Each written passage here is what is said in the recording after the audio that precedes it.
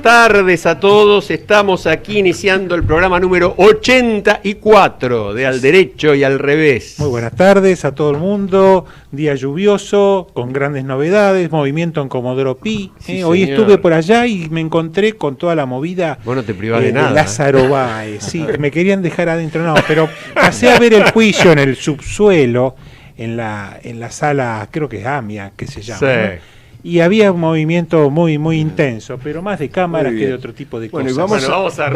Vamos a recibir. Mientras a nuestro tanto invitado. voy a seguir hablando, mientras los abrazos se cruzan, porque el programa ya empezó y estamos al aire, Estamos señores. al aire. Mientras Alejandro toma el... Tomo la posta para que lo saludes a Alejandro Fargosi, que nos acompaña. Es un enorme placer tenerlo aquí, ya lo vamos a presentar. Lo invitamos a que se siente, todo esto muy desnudando la privacidad del piso. Bueno, les estaba ante contando la entonces cámara. que hoy comenzó un juicio, yo creo que es un hito un poco relevante e histórico. ¿Por qué? Porque es el primero de una andanada de juicios vinculadas con la era K, con la era Kirchner, digamos. Si bien Cristina, ni por supuesto Néstor falleció, pero Cristina no está todavía sentada en el banquillo de los acusados de este proceso judicial, pero es posible que lo esté.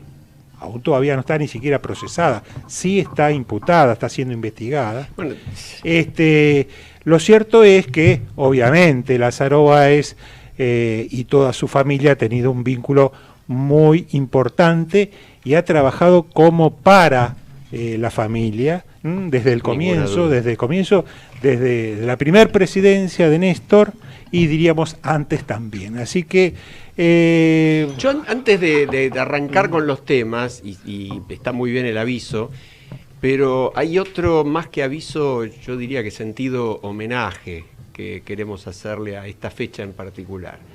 Hoy se cumplen 35 años de la primera elección desde la recuperación de la democracia, de esta nueva era de 35 años ininterrumpidos, afortunadamente, de vigencia de la Constitución en la Argentina, con sus enormes limitaciones, con sus indudables deudas, con todos los reclamos que cada uno de los ciudadanos tiene para hacerle a la dirigencia. De todas maneras, quienes tenemos unos años más y hemos vivido otras épocas, no podemos dejar de resaltar que es una fecha muy particular. Exactamente, hemos estado todos de acuerdo a la proposición de Alejandro. Bueno. ¿Cuál Alejandro?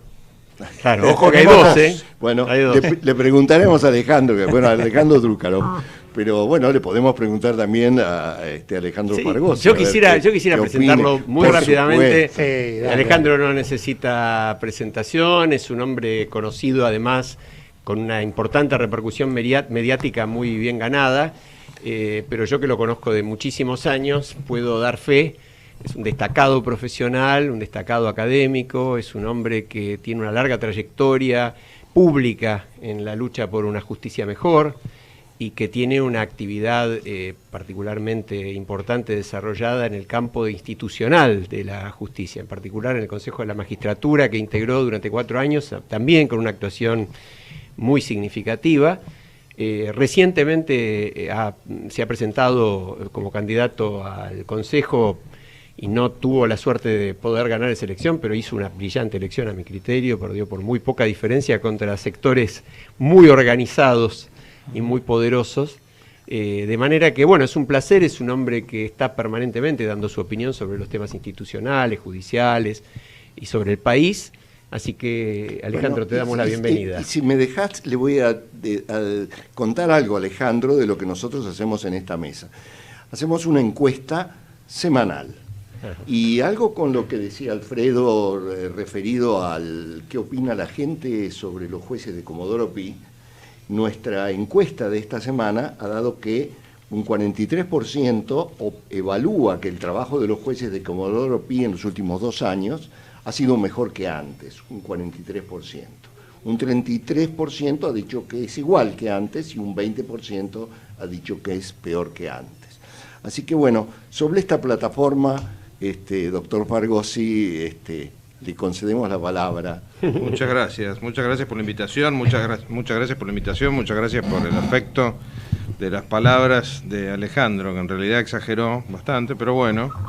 Y me adhiero al homenaje a Alfonsín, evidentemente. Fui uno de los que estuvo con tantos años y tantos kilos menos en la 9 de julio. Más de cabello. No, ni hablar. Me peinaba, en esa época me peinaba. Ahora los peines los tengo de adorno. Pero la verdad que hay que adherir a ese homenaje. Y por otra parte, preguntarnos a nosotros mismos qué estuvimos haciendo en estos años. Porque a este tiempo, a 35 años de aquella elección, es como estar en Europa en 1980, si partimos de la Segunda Guerra Mundial, 1945, 35 años son 1980. Buena. En 1980 Europa era una aplanadora. Nosotros estamos peor económicamente que en 1983. Sí. Es una buena. No invocamos una. No nos va bien. No invocamos una, hacemos todo mal. Estoy muy impresionado. Desde el ascensor que charlaba con quien me fue a buscar, de los ascensores que funcionan mal y son cosas llenas de marcas, rayones, sucios. En adelante, no invocamos una. Tenemos que replantear. Estoy concibiendo un término que nunca pensé que lo iba a concebir, pero bueno, son las ventajas que da tener la edad que uno tiene. Revolución judicial. Nosotros de esto no salimos sin una revolución judicial. La evolución judicial no va a servir para nada porque evidentemente la justicia no quiere evolucionar. Y lo digo sin ponerme colorado. Los jueces no quieren cambiar. Punto. Están muy cómodos en su situación y no quieren cambiar. Sobre todo que los ayuda este fenómeno de generar imagen. Se mueve 1 o 2 jueces en Comodoro Pi, repito, se mueve 1 o 2 jueces y fíjense cómo las encuestas empiezan a mejorar. Y fueron 1 o 2 los que hicieron algo. Pero déjame que te haga una observación a esto. Y tiene mucho que ver con tu pasado reciente, que es el Consejo de la Magistratura. Los jueces están muy cómodos como están. Si no hay incentivos suficientes para que cambien, o para que se corrijan, o para que tengan límites, bueno, obviamente que no van a cambiar. Esto es la naturaleza humana. Ahora, el Consejo no tiene bastante que ver en esto. ¿Me dejas hacer catarsis? ¿Puedo hacer catarsis? Por supuesto un que poquito. Cuando el diario La Nación, que tiene más de 100 años, a través de la pluma de Hernán Capielo, que es una persona al que todos conocemos, un periodista serio, saca una noticia diciendo que había declarado José López que daba plata que terminaba en justicia legítima, ¿qué hice? Presenté una denuncia en el Consejo de la Magistratura pidiendo que se investigara y como por las propias normas del Consejo hay que identificar a un juez, porque no se puede, increíblemente, a diferencia de la justicia penal, no se puede hacer una denuncia contra persona indeterminada. Hay que identificar a un juez. Bueno, tuve que identificar al que me parecía el personaje más emblemático de justicia legítima, que se llama Slokar. ¿Por qué? ¿Por qué hice la denuncia? Porque ante semejante noticia hay que investigar. Obviamente. Evidentemente. Obviamente. Muy bien. Fin de la historia. Bueno, le pidieron la declaración a Bonadío, cosa que yo no podía hacer, porque yo no puedo pedir un testimonio, una declaración judicial como simple particular. Les hago corto la historia. Por unanimidad decidieron que, además de que no había motivo para investigar, que lo respeto, porque José López no había dicho eso, bueno, allá Capielo y sus fuentes, yo había actuado con clara temeridad. O sea que lo que le dijo el Consejo de la Magistratura al resto de los argentinos es, ojito con denunciar, porque si denuncian y no hicieron toda una maquinaria investigativa que debe costar más o menos 100 a 150 mil pesos por mes, tener un equipo que investiga así, yo no lo tengo, van a ser declarados claramente temerarios. Pero ¿no será, Alejandro, que Una tenemos locura, en contra una falta de a respeto. la Constitución? Sí. ¿Cómo? ¿No será que tenemos en contra a la Constitución? No, ¿por qué? Me perdí ahí. Porque, ¿qué dice la Constitución? Que los jueces son inamovibles. ¿No es así? Bueno, pero no es un concepto absoluto. Y esa conformidad que tienen los jueces de estar donde está es porque nadie los puede sacar. No, pero sí, el Consejo los puede sacar. Es decir, el Consejo y el jurado de enjuiciamiento los puede sacar. Para eso está el Consejo. ¿No sería mejor que como en los otros poderes los jueces Ahora de la veo a dónde Corte, vas. claro, los jueces de la Corte tuvieran un tiempo en su designación o tuvieran que revalidar sus méritos? Porque una cosa es salir a hacerle un pedido a un juez por una denuncia y tener que salir a aprobarla, y otra cosa es que, como los otros poderes, haya una rotación. Esto lo conversé la vez pasada. Yo soy miembro del Consejo de la Magistratura en la provincia de Buenos Aires, miembro académico. Y lo conversamos con uno de los jueces de la Suprema Corte de la Provincia de Buenos Aires. Y él decía que, bueno, era una cosa que tendría que pensarse que podría realmente ser así. Dice, yo ya hace más de 10 años que estoy, y en la verdad estoy muy cómodo, dice, pero yo no sé si me opondría a que los jueces tuvieran un cambio, o sea, tuvieran un mandato o tuvieran que revalidarlo. Yo Para creo que, pensarlo, Alberto, nosotros que nos preocupamos en elegir a los jueces, les tomamos examen, los sometemos a muchas pruebas, ¿por qué no hacerlo? ¿Sabes por qué no? Desde mi punto de vista, eso a mí hace muchísimos años, en esa larga vida a la que recién se refería Alejandro, terminé en un viaje de estudios por Estados Unidos con el tema judicial. Ajá. Y claro, ellos tienen estados donde los jueces se votan incluso. Cada vez que mete la mano el sector político, y los consejos de la magistratura son organismos políticos, ¿no? Cada vez que mete la mano el sector político, el sector eleccionario, en la justicia es un desastre. Porque ahí empieza. Primero, lo primero que nos dijo uno de esos jueces es: ¿ustedes qué creen? Que yo para hacer campaña, para ser juez, necesito plata. La plata la consigo de los aportantes. Y si después me cae un aportante en el juzgado, ¿qué hago? Es tremendo. O sea, el condicionamiento... Lo que hay que hacer es tener estándares de exigencia un poquito más serios. Porque yo mencionaba recién este amedrentamiento que se le acaba de mandar el Consejo de la Magistratura a todos los que osen denunciar. Pero, por ejemplo, hace poco un juez fue descubierto en relaciones con uno de los delitos más repugnantes que tiene el siglo XXI, que es la trata de personas, que se llama esclavitud sexual. Sí, sí. Y le impusieron una gravísima sanción, 30% del sueldo de un mes de multa, cuando lo tendrían que haber suspendido y mandado inmediatamente a juicio político. ¿Por qué? Porque el estándar valorativo de los jueces tiene que ser mucho más estricto que el de los cadetes. Obvio, no cabe duda. obvio. Si quieren, también hay otro ejemplo. Ahora está por decidirse la sanción a un juez que pidió permiso para irse de viaje, un viaje académico según él. La Cámara le dijo que no, la Corte le dijo que no y él se fue igual. Largó el tribunal durante 2 semanas, 12 días. Lo iban a exonerar de toda sanción. Yo empecé a patalear contra eso en las redes, no sé si eso habrá influido o no, no tengo idea. Pero yo insisto, cuando uno llega a categoría de juez, tiene que tener una unidad de medida de los deberes mucho mayor a cualquier otro ciudadano, pero mucho mayor. Bueno, no tienen a nivel nacional, perdóname, a nivel nacional no hay código de ética para los jueces. No hay código de ética. Es un disparate. Yo presenté una propuesta en el 2012 y Daniel Ostropolki, que era el otro consejero abogado por el interior, lo presentó en el 2013 y sigue esperando. Sí, tremendo. Yo te iba justamente en esa dirección, corriéndote un poquito, pero en la misma dirección. ¿Cuál es el motivo, vos que lo viviste también desde adentro, de esa actitud corporativa tan cerrada en temas como, por ejemplo, el pago de impuestos a las ganancias? Porque ahí es donde no hay prácticamente un argumento que se pueda escribir en un artículo fundado En ningún lado. para sostener semejante postura. Y sin embargo, la Asociación de Magistrados, como tal, grita sobre el tema cada vez que se pretende avanzar. Voy a ser muy claro. Muy claro. Entre el 2010 y el 2014 yo cerré el estudio y estaba equiparado a un camarista. Por ende, ganaba como un camarista, que era muchísima plata, y no pagaba impuesto a las ganancias. La sensación de no pagar impuesto a las ganancias es física. Es física. O sea, si hay algo que yo entiendo de parte de los jueces, los fiscales, los empleados y todo, es que defiendan como gato entre la leña el no pagar impuestos a las ganancias. Pero el problema no son ellos, el problema es que nosotros no podemos admitirlo. La responsabilidad de que los jueces no paguen impuestos a las ganancias es de los no jueces.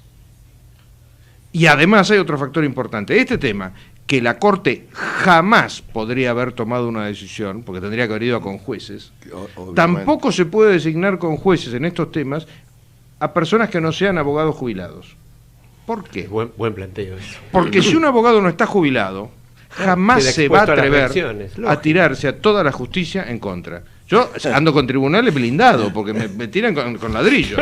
Pero es que es lógico, yo me pongo en el lugar de ellos y estoy diciendo, alterar el horario ficticio de tribunales, no pagar impuestos a las ganancias, terminarla con esas vacaciones principescas que tienen. Me quieren matar. Porque es lógico que me quieran matar. Alejandro, no es lógico, es ser el único que pide eso. Le recuerdo algo, casi. este programa se llama Al Derecho y al Revés. Y por algo. Yo voy a hablar un poco del revés. Dale con el revés. Dale. Yo creo que está bien que los jueces no paguen impuestos a las ganancias. Se armó. Claro, por supuesto, me toca en lo personal también. Pero bueno, fuera de eso,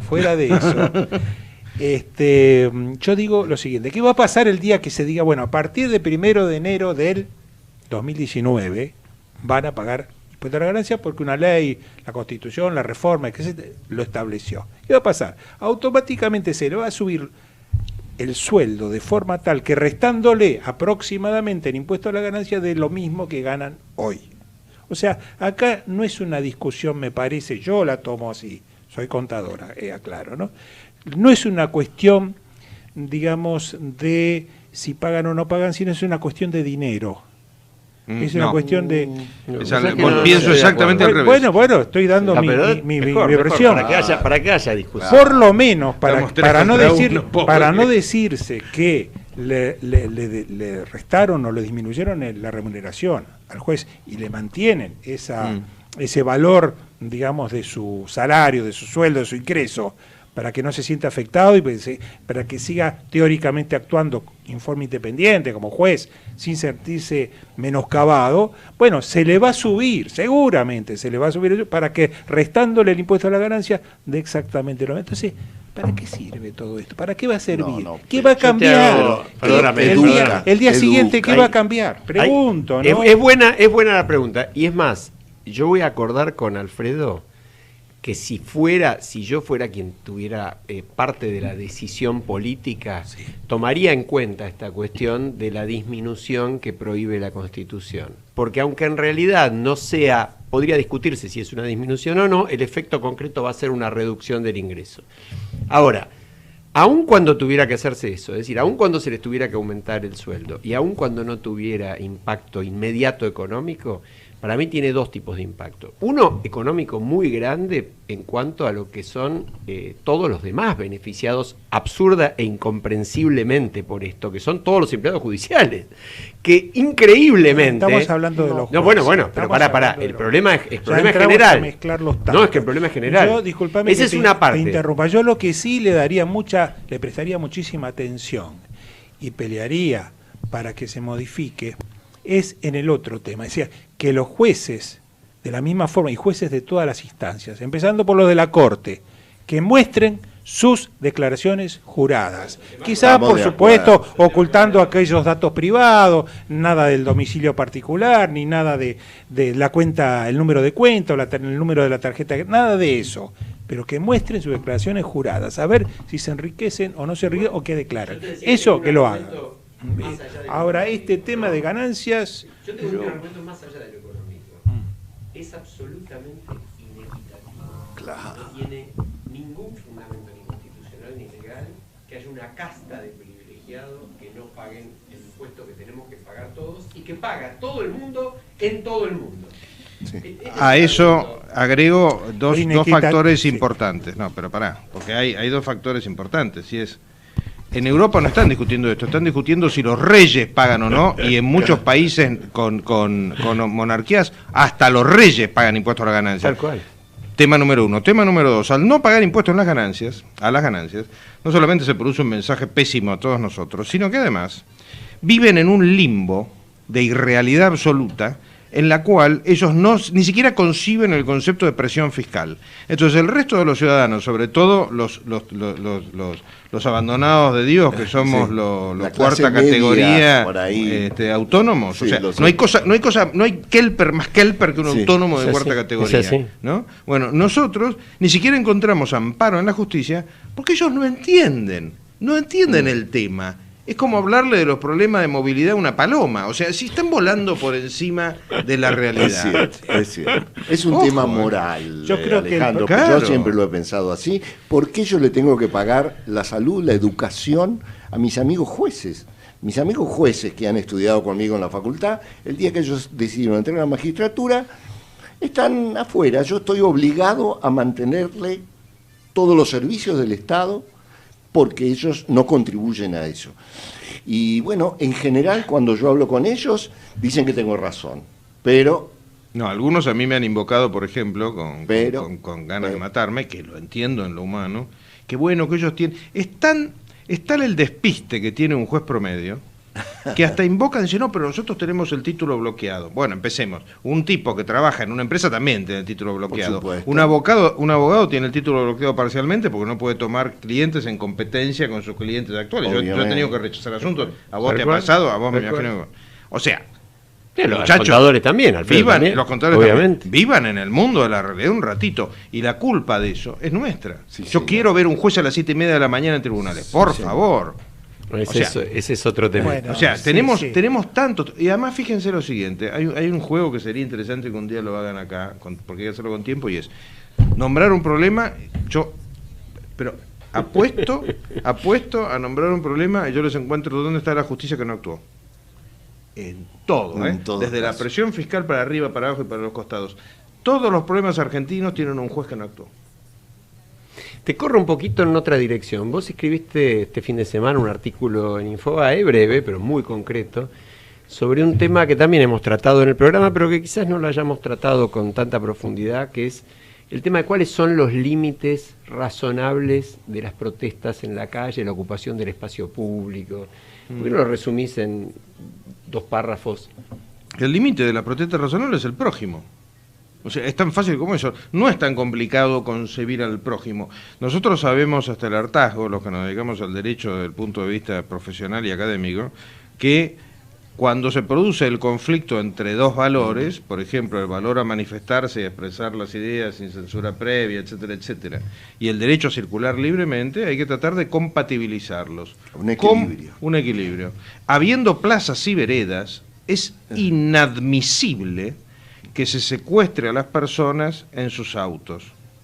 Porque esto produce efectos que son en cascada y terribles. Ejemplo, uno de los efectos que tiene es que se perjudica el acceso al trabajo de las personas que viven en la zona sur. Ustedes dirán, se volvió loco. No me volví loco. Tremendo. Las personas que viven en la zona sur son las que más sufren los cortes y las empresas tienden, a empresas de servicios o productivos, a no contratar personas que están en el riesgo de no llegar a su trabajo. Esto es un hecho. Nadie lo va a decir oficialmente, pero extraoficialmente... No, a mí, confieso, a mí me consta. A mí me consta, es así. Es así porque uno tiene que prever que el ausentismo es peor, que es mayor, que las llegadas tarde son mayores. Es absolutamente... Tema número 1. Tema número 2. Por ejemplo, pensemos, nosotros hemos llegado a una... Pero además, yo no me acuerdo, yo creo acordarme, pasó tanto tiempo de que estudié en la facultad que hay cosas que uno se olvida, pero ¿no había actividades que no tenían derecho a huelga? Hoy en día hasta los maestros tienen derecho a huelga. Cuando están violando un tratado internacional de los derechos del niño, si quieren protestar, el derecho a protestar no es cortar, el derecho es que se encadenen a la reja de la Casa de Gobierno, que hagan lo que se les dé la gana, que hagan huelga de hambre o huelga de lemon pie, lo que quieran, pero lo que no pueden hacer es perjudicar al prójimo. Es tan elemental esto que desgraciadamente nos lo tenemos que plantear. ¿Por qué? Porque la Corte ha sido cobarde. La Corte ha sido políticamente correcta en estos últimos años del Kirchnerato, y ha permitido una cantidad de excesos que es inadmisible que permita. La pregunta que yo me hago a veces es, ¿para qué queremos una Corte si cada vez que las papas queman salen o con una formalidad, como en el caso de Chocobar hoy, o con un lapso de tiempo infinito entre que se plantea el problema y toman la decisión? Ahora, ahí en derecho y revés, yo diría, sería bueno que demos los 4 una opinión, porque es un tema, yo sé además que vamos a disentir. Hoy efectivamente, como decía Alejandro, la Corte acaba de rechazar un recurso extraordinario presentado por la defensa de Chocobar. Todos se acuerdan de Chocobar, el policía que termina persiguiendo a un delincuente y lo termina hiriendo de muerte en el momento en que ese delincuente atacaba a un turista, lo había atacado. La Corte declara inadmisible el recurso extraordinario, confirma la decisión de Cámara de Casación que lo manda a Chocobar a juicio oral. Yo personalmente creo, porque creo profundamente en el derecho, que no tenía otra alternativa. La Corte que rechazara el recurso, pero la Cámara de Casación que mandarlo a Chocobar a juicio oral. Porque en principio, por lo que uno lee que hay en la causa y las resoluciones, hay un exceso en el accionar de Chocobar. No en el momento en que inicia la persecución, pero sí en el momento en que cuando ya el otro no estaba ni delinquiendo, sino en todo caso tratando de escaparse, lo mata. Pero, vos estás refiriéndote a una filmación en la que no se ve un tiro. Yo me estoy refiriendo a la resolución de primera instancia de Cámara y de Casación, que las leí las tres. En esa filmación no se ve ningún tiro. Ajá. Si ustedes se dedican a ver filmaciones de tiros, siempre que hay un tiro, primero el arma se mueve porque son armas semiautomáticas, y segundo sale como un soplido de la punta del cañón. Pero no seamos técnicos, no, Alejandro. ¿cómo que hay un tipo que ¿Lo mató o no lo mató? Pero perdón. Está reconocido que le pegó el tiro. Pero es que una cosa es un tiro en ejercicio del deber de represión, repito, en el ejercicio del deber de represión. Porque encima se han jugado criterios en esto que me hacen pensar, si la gente cree, algunos creen que estamos en el lejano oeste, le tiró por la espalda. O sea que si un chorro se da vuelta o un homicida se da vuelta, ya uno no puede hacer nada. No, de espalda no le tiro. Esto no es un duelo del lejano oeste. La policía está obligada a reprimir a un delincuente peligroso. Y si no le llamamos peligroso a un fulano que acaba de enfocarle 11 puñaladas a una persona, estamos viendo otra película. Alfredo Rose, ¿qué opinas vos? A ver, cambiemos. Bueno, en principio yo estoy un poco alejado de estos temas. Vos sabés que no es lo mío, digamos, los delitos de sangre. No, pero es sentido común y opinión ciudadana. Por sentido común, yo creo que aquí ha trabajado bastante bien y a fondo, y ha tenido todos los elementos a la vista la Cámara. Me refiero a la Cámara, o sea, la segunda instancia. Casación los ha mirado, y la Corte no le corresponde entrar en este tipo de cuestiones. Pero además quiero señalar algo. Cuando esto baje y el juicio se haga, porque esto va a juicio, ¿no es cierto? Juicio oral. Cuando el juicio oral se haga, ahí tiene toda la posibilidad de defensa. Claro, a esto iba.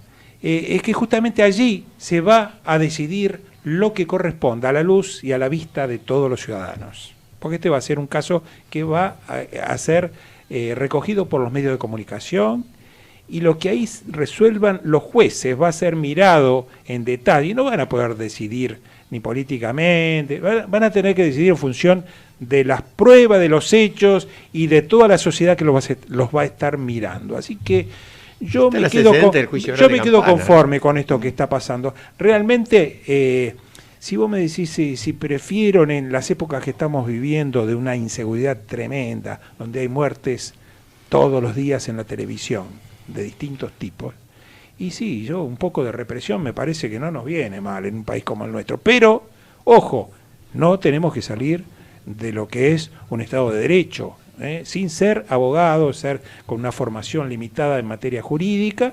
Yo creo que estas cosas hay que llevarlas a fondo. Y si se va a cambiar el temperamento, que empiece por cambiarlo un tribunal. Y esto va a ocurrir, creo que en breve plazo. Bueno, yo los voy a sacar un poco del tema, no tanto, porque este tema tiene sus aristas. También es para la policía es un problema esto de que quien defiende o quien reprime, bien después de haber visto la comisión de un delito, ahí evidentemente, hace una especie de defensa, un exceso en la legítima defensa, no lo sé, pero en definitiva yo creo que cumplió con su deber, pero lo dirá la justicia. Pero hay algo que me preocupa, doctor Fargosi, para no decirte Alejandro, para no compartir con tu tocayo, no confundirme con tu tocayo. Esta gente que va a las manifestaciones, como la del Congreso de los otros días, está bancada por alguien. Esta gente... Eso no se habla, eso está prohibido hablar. No va sola. No, eso está prohibido hablar. Ay, ¿cómo está prohibido hablar? No, hay que hablarlo. Eso está prohibido hablar. Y esta es la mafia. Nosotros estamos más preocupados. Y tenemos que llegar al fondo del asunto y saber quién los banca, porque son cómplices. De eso y a ellos no meten los presos. De eso no se habla. Ahora, si hablamos de eso, empecemos por lo primero. Cualquiera que se meta dentro de una manifestación va a ver cómo está integrada una manifestación. Está lleno de personas que notoriamente no saben dónde están y que están ganándose unos pesos que les son pagados para ir a tal o cual lugar. Hay señoras, chicos, hay de todo. Vale la pena meterse. Tema número uno. Tema número dos. Cuando ve los transportes en los que traen, ninguno pasa el BTV. O sea, todos nosotros tenemos que hacer el BTV como señores ingleses, pero el BTV de los transporta manifestadores no funciona. Tema número 3. La Ciudad de Buenos Aires es cortada por las organizaciones que se les ocurre cortar, pero resulta que las fuerzas de seguridad pueden cortar la Ciudad de Buenos Aires para evitar que sea atacada. Tema número 4. ¿Qué pasa con los países?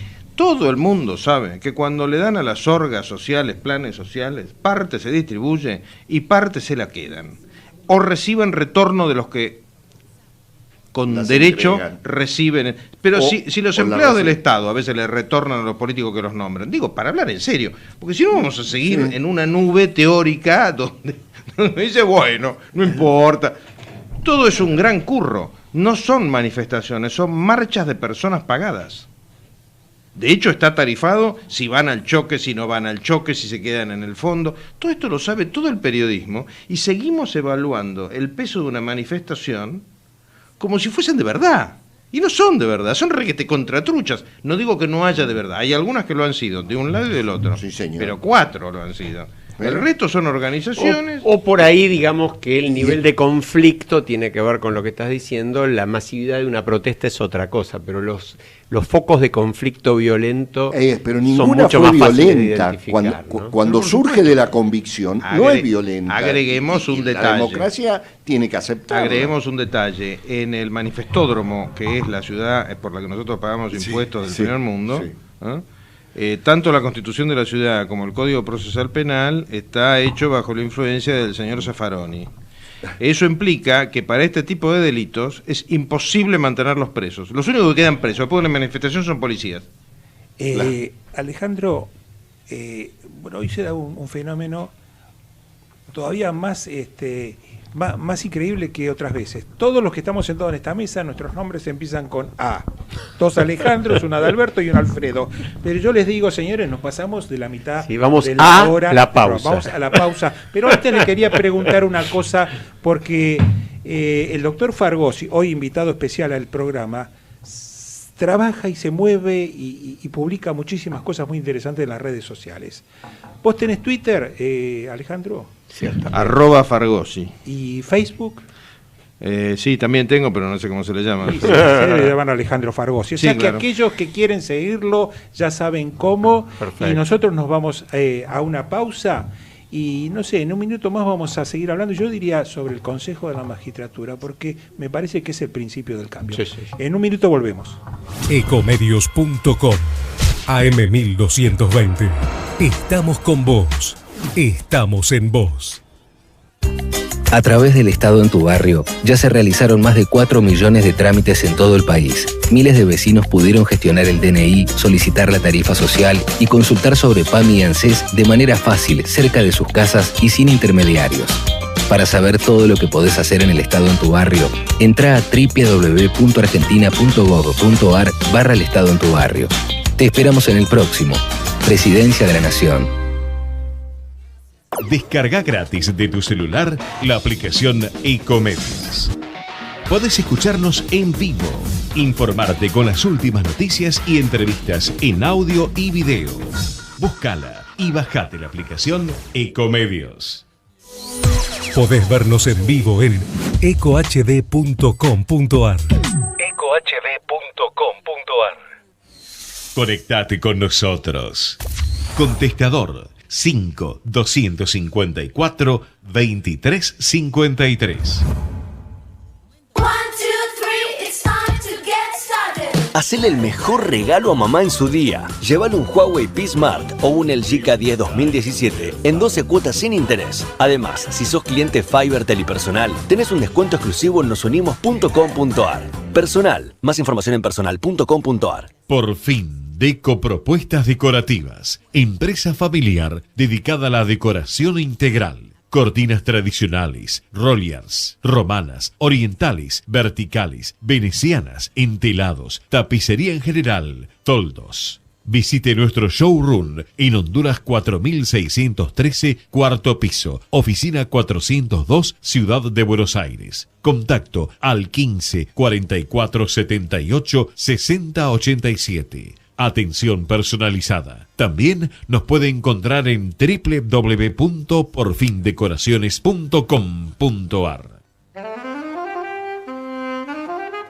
Bueno, estamos de vuelta Y justamente hablando de temas del Consejo de la Magistratura y para ponerle alguno que otro nombre y apellido para identificar situaciones concretas, yo no sé si estás al tanto, Alejandro, de que hay un pliego que está para ser aprobado por el Senado mañana en apariencia y ha suscitado reacciones muy duras de parte de Lidita Carrió, y es el pliego de juez federal de Santiago del Estero, que tiene una particularidad bastante curiosa, y es que el propuesto, el doctor Argibay, ha sido el presidente o miembro del Superior Tribunal de Justicia de la provincia de Santiago del Estero, y ahora es propuesto, como suele ocurrir, como juez federal que va a dirimir cualquier cuestión en la cual esté involucrada la provincia de Santiago del Estero.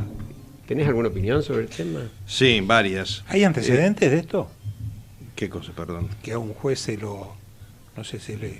le rebaje. Es que no lo rebajaron. No lo rebajan. Es que no lo rebajaron, porque a eso iba. O sea, primer tema, para que lo capte la audiencia. Un juez federal en el interior es mucho más poderoso que un gobernador. ¿Y la remuneración? ¿Por qué? Porque es lo mismo que pasa con la Corte. O sea, el gobernador tiene el poder de manejar el presupuesto, como el presidente, etcétera, pero se van, tarde o temprano. Bueno, los Rodríguez no, hace 100 años que están, pero normalmente se van. Un juez federal es el amo de la zona de influencia o de la zona de su jurisdicción. Tema 1. Tema 2.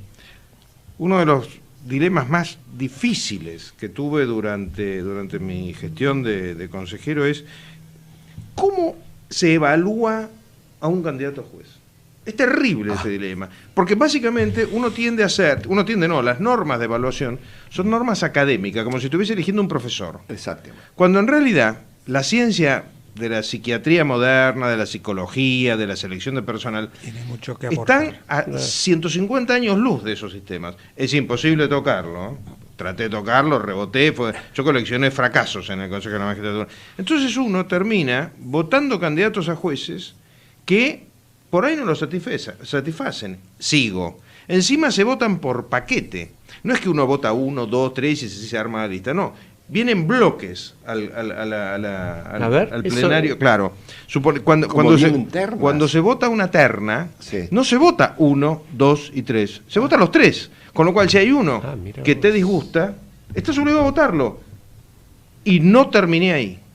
En la última reforma del reglamento de concursos, que voté en contra, lo único que podía hacer, votar en contra, quedó establecido que si, por ejemplo, tenemos que llenar 5 vacantes, hay que meter 5 ternas. Obviamente. Muy bien. ¿Saben cómo se arman las ternas? No. Para el juzgado número 1 van el que salió primero, segundo y tercero. No. Para el juzgado número 2 va el que salió cuarto, quinto y sexto. Para el juzgado número 3, el que salió séptimo, octavo y noveno.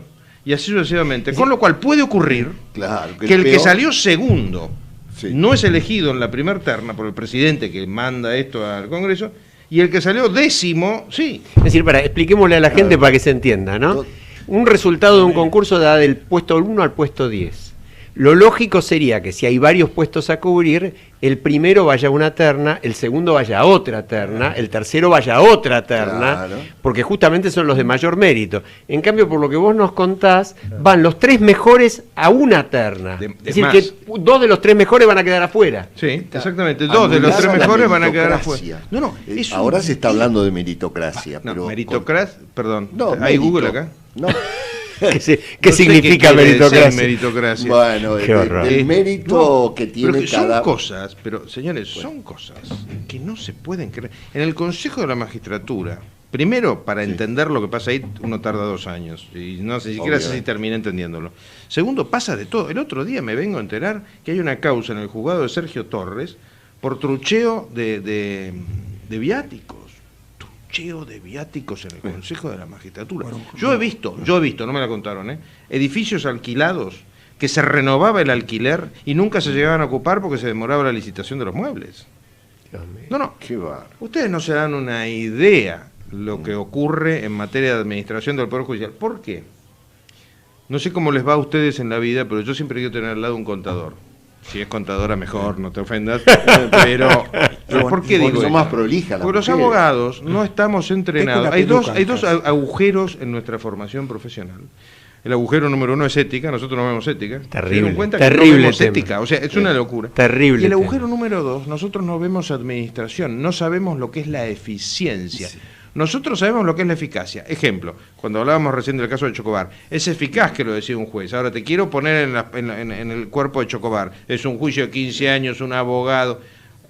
Las normas tienen que tender a ser ejecutadas con eficiencia, no con eficacia. Eficaz es matar un mosquito con una bomba nuclear, pero no es eficiente por el costo. Bueno, en el Consejo, en el Poder Judicial, fíjense que nuestro sistema administrativo del Poder Judicial, la injerencia de los abogados llamados jueces, es tan inmensa que se lo administra de una manera irracional. Ejemplo, cada juzgado tiene que mandar permanentemente expedientes a otros juzgados. ¿Saben que el Poder Judicial Nacional, ¿no? Yo no hablo de provincias, no hay pool de cadetes? Entonces, si el juzgado número 1 tiene que mandar 10 expedientes, pero en el expediente número 1 lo agarró un corte al empleado que lo llevaba, los otros 9 expedientes no llegan nunca. Qué horror. Ahora, yo te pregunto algo más que está en la preocupación de la gente y está todos los días en la preocupación de la gente. Hay jueces federales en particular, como Doro Pi sabemos que es el tema más complejo de la justicia, que tienen decenas de acusaciones a través de los años. Sí. Hay libros especializados, qué sé yo, hemos mencionado varias veces, no sé, el libro de negro de la justicia de un periodista serio conocido como Tato Yang, que hace acusaciones puntuales con nombre, apellido, jueces con apodos que indican la percepción de sobornos, por decir uno, sin nombrarlo. Cosas por el estilo. Y pasan los años. ¿Y qué pasa con esos jueces vamos a seguir hablando, siendo jueces? Vamos a seguir hablando de mis fracasos, por lo que veo. Tema número 1. ¿Cuál es la estrategia? ¿Cuál es la madre del borrego en esto? A la política le conviene salvarle la vida a los jueces para que después los jueces le salven la vida a los políticos. Esa es la tranza. Qué buena frase. La tranza es esa. Claro. ¿Sí? Y es permanente. Tema 1. Tema 2. Y al revés también. A los jueces les conviene salvarle la vida. Es un toma y daca. Claro. Y nosotros ponemos impuestos. Ahora, ¿cómo se maneja esto en el Consejo?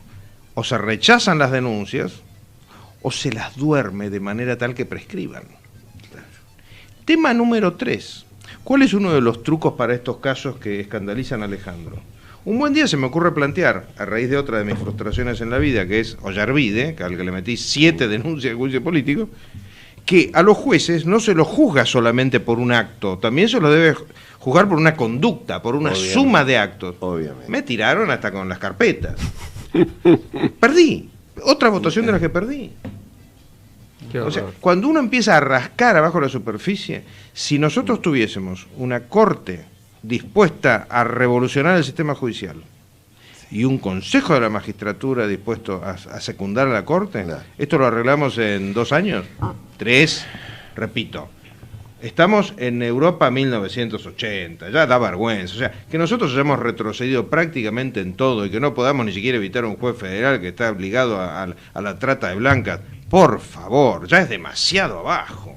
Sí, pero yo creo que por lo menos tendríamos que empezar por hacer una limpieza de lo peor, de lo peorcito. Claro, aparte, lo peor que está a la vista de todos. Sí, pero...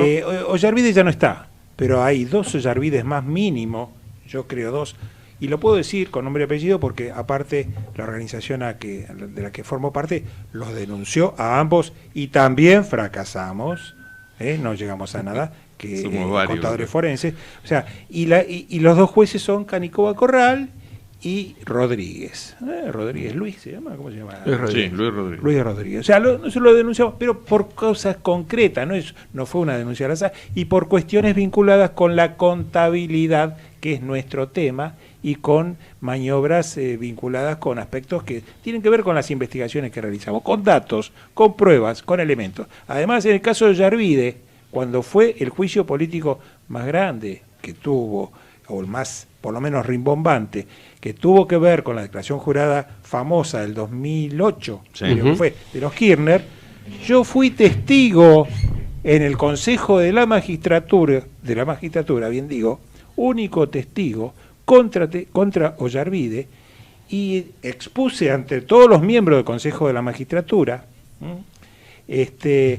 con pelos y señales, con detalles, con elementos, con pruebas, con una cantidad de cosas. Había abrumadora cantidad de elementos. ¿Y qué pasó? Esperaron tener la mayoría y los liberaron también. O sea, por lo menos yo digo, saquémonos de encima los peores. Sí, lo que pasa es que, ojo, llamémosle a las cosas por su nombre, porque si no vamos a seguir haciendo esta danza de decir las cosas en medias. Hace menos de un mes hubo elecciones en el Consejo de la Magistratura. Había 50.000 habilitados para votar. Abogados. Votaron abogados. Sí, claro, la de abogados. Votaron 10.500. Muchachos, si no se preocupan por ir a votar, ¿qué termina pasando? Ganan los aparatos. Ahora, yo te cambio un poquito otra vez, no el tema, sino la dirección. Teníamos como planteo en nuestro orden del día, que muchas veces no cumplimos, casi siempre, un tema que me parece delicado e interesante para lograr algo concreto en alguna materia tan importante como la lucha contra la corrupción. Y es el tema de cómo se está aplicando y utilizando la figura del arrepentido. Yo hago una reflexión rápida con Alfredo, tuvimos la suerte de entrevistar a varios de los fiscales que acompañan a Sergio Moro en Brasil y hemos estado presentes en las conferencias también, vos también lo estuviste cuando estuvo en la Argentina. Una de las cosas que más claramente surgen de la experiencia del Lavallato es que el recupero de no menos de 3.000 millones de dólares que lleva hecho Sergio Moro y su gente tienen que ver con acuerdos celebrados con arrepentidos. Los acuerdos en la Argentina, que son más de 20 ya, ninguno de ellos incluye el recupero de un centavo. Es decir, colaboradores eficaces, que eso es lo que dice la ley, que son gente que reconoce haber delinquido, porque la condición para arrepentirse es delinquir, obviamente, no han sido comprometidos a devolver lo que se quedaron a raíz del delito. Sería peor que eso. Esas empresas a las cuales pertenecen esos arrepentidos, actualmente siguen haciendo negocios o siguen manteniendo sus contratos con el Estado Nacional. Bueno, ese es otro aspecto efectivamente muy importante, muy importante. Está bien que lo tengan, pero alguna contraprestación. Está bien que hay que preservar la fuente de trabajo, yo creo que es un tema que lo hemos tratado también, pero tiene razón Alfredo, y yo agrego otro elemento que tiene que ver también con la especialidad de Alfredo, no solo con la profesión, que es que en todas estas causas, particularmente la de los cuadernos, y ojo, hago una salvedad, porque ponemos el foco en los cuadernos, que es donde, como dijo Alejandro en un momento, se hace algo. Y no ponemos el foco en Odebrecht, donde, por ejemplo, no se hace nada. Claro. Pero bueno, más allá de todo eso, también en Odebrecht, también desde el punto de vista fiscal, ¿por qué no hay una sola pericia que conozcamos que se esté haciendo? ¿Dónde está la investigación sobre los sobreprecios? Porque para pagar las coimas se tuvieron que poner sobreprecios. Los sobreprecios lo pagó toda la sociedad. Por ahí se está haciendo alguna, pero yo les cuento una anécdota de un colega nuestro, no contador, sino de los abogados, que es amigo mío. Es un loco lindo que trabaja mediodía por semana. Mediodía por cosa. Porque le gusta leer, está en otra cosa. Lo engancharon en el 2014, estoy hablando en serio. Lo engancharon, la AFIP lo enganchó en el 2014... con una inconsistencia, como le dicen ustedes, que usan un lenguaje también, de $400 en el año. Él gastó $400 más que no declaró de lo que ganó. Muy bien. No le sacaron las uñas porque para no manchar de sangre el expediente, pero le hicieron todo lo que se le puede hacer a una persona, se lo hicieron. Mientras tanto, Cristóbal López, Lázaro Báez, era una especie de fiesta sistemática. Tenemos el germen de la corrupción metido adentro. Esto que marcás vos, ¿cómo es posible que con ninguno de todos estos personajes se negocie la devolución de plata? El señor Jaime va a estar 2 años preso, porque lo van a alargar ahora, porque ya cumplió la mitad de la pena, 2 años preso, puso un palo verde en total entre lo que va a poner en efectivo y los bienes que perdió. Es un negocio. Porque encima no están presos con los muchachos de las películas, están presos de lujo. O sea, ¿qué nos pasa? El señor Madoff, el norteamericano, 150 años de cárcel y 17.000 millones de... Y no se quedó con un centavo. Nada, la familia está en la pobreza. Sí, acá, un hijo esto es una fiesta. Estamos en la RUT, como hoy había un tuit genial, @Fargosi, para que no te... no se escuchó bien, ¿cómo es? @Fargosi. Gracias. Con una sola S. Estamos investigando, hoy empieza, que bienvenido que empiece, la ruta del dinero K, y no hay ningún K. Los que llevan el apellido Kirchner, no ninguno. Claro. es muy loco. Lo que estamos haciendo es muy loco. Y quiero reivindicar al ministro de Justicia. ¿Por qué lo quiero reivindicar? Porque fue el primero que dijo a principios del año 2016 que estaba muy bien empezar todos los procesos y los procesamientos y las prisiones preventivas, pero había que ir a juicio oral rápido y había que ser eficiente. Volvemos a la idea, ser eficiente. No empezar a prescribir causas, que dicho sea de paso, en cualquier momento prescriben otras. Absolutamente. Las de Odebrecht, por ejemplo. En cualquier momento van a empezar a prescribir. Hay un tema, ¿no?, importante, me parece, que es el tema de la prescripción en estas causas, ¿no? Ya hay jurisprudencia de Cámara de Casación respecto a la imprescriptibilidad de crímenes de corrupción, y hay jurisprudencia en contra de otra sala de casación con el caso Menem, ¿no? Sí. De manera que sí, pero hay que estar atento, y yo creo que en eso lo que dice Alejandro, lo que marcaste vos, el peso también de las redes sociales existe y la gente tiene posibilidad. Yo iba a decir algo sobre eso y le iba a preguntar a Alejandro qué le parece, porque para mí la clave de todo esto que estamos diciendo es la presión que ejerce o que no ejerce la sociedad civil.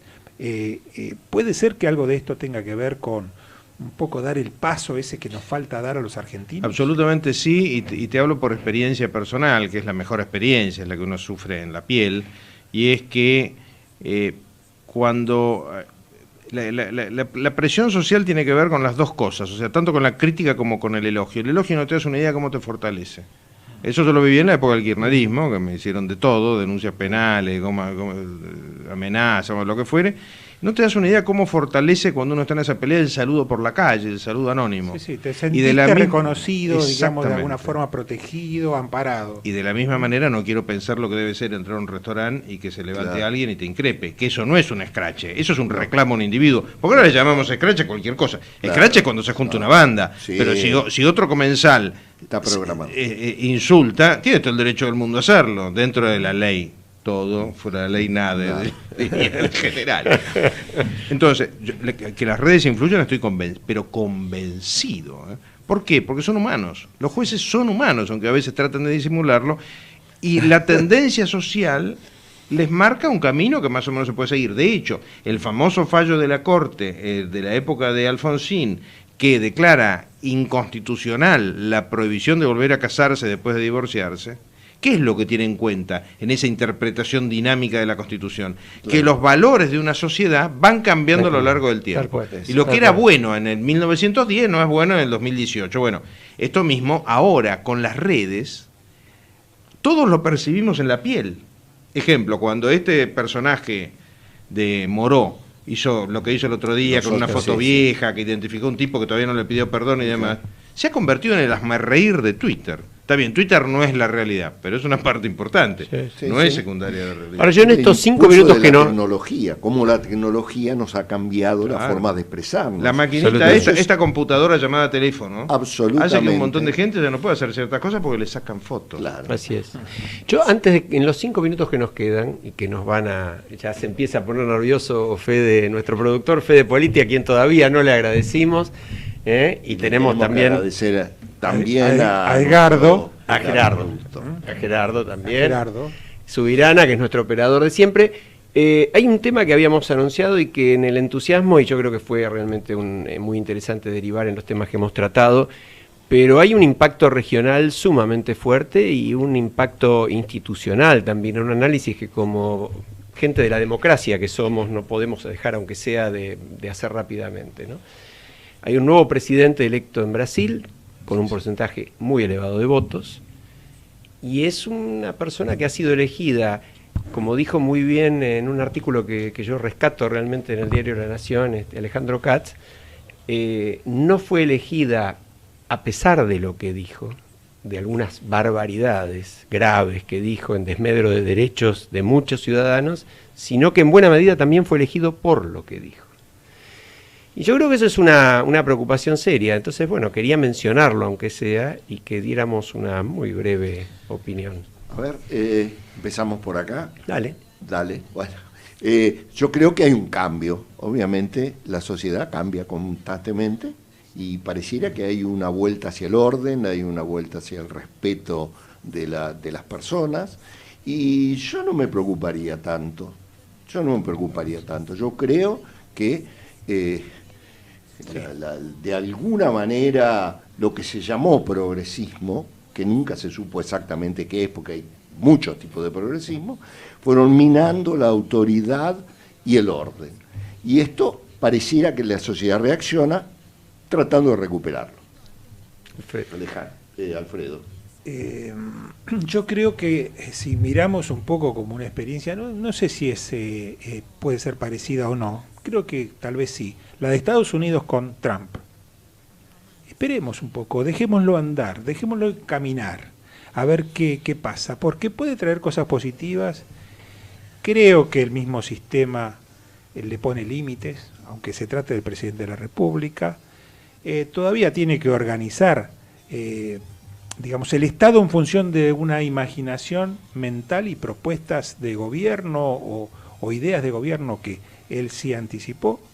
Así que yo creo que no hay que adelantarse, hay que esperar, y tal vez muchas cosas se vayan acomodando como espera el pueblo brasilero, y quizás como rebote a nosotros, a los argentinos también nos sirva este cambio. Esperemos que así sea, ¿no? Un minuto, Ale. Yo estoy absolutamente asombrado por la capacidad que tiene la progresía y sus distintas variantes para vender su relato. De hecho, ocultan todavía las muertes de Mao y de Stalin, que son tan brutales y repugnantes como la de Hitler.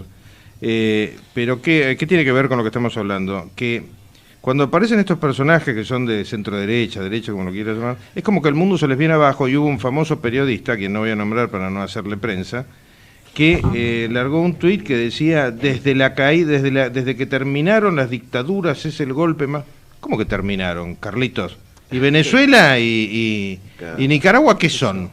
O sea, no, estoy totalmente de acuerdo con ustedes. Veamos qué pasa. O sea, una cosa es lo que dice un candidato en campaña, otra cosa es lo que hace, lo que puede hacer, y fundamentalmente la tendencia de la sociedad en estos momentos es muy caótica, porque si nos preocupamos por lo que está pasando acá, no hablar de Europa. Acabo de ver que no sé qué comunidad autónoma de España están forzando a que los chicos sean educados en juegos sexuales antes de los 6 años. O sea, es muy loco lo que pasa en el mundo. Y no es la primera vez, el corsi e ricorsi que decía Gian Battista Vico, o sea, siempre hay momentos que se va para un lado, para el otro. Sí. Bueno, yo no tengo tiempo de desarrollar mi revés, creo que hay que estar muy alerta, creo que nadie impunemente puede decir que las mujeres son menos capaces que los hombres, que los negros no sirven ni para limpiar y que los homosexuales es un dolor para el padre que un hijo fue homosexual, me parece muy grave. Pero también es cierto que ganó legítimamente dentro de un sistema democrático y que habrá que ver y habrá que controlar muy exhaustivamente, como también debería ser controlado. Deja de decir dos cosas antes de cerrar el programa.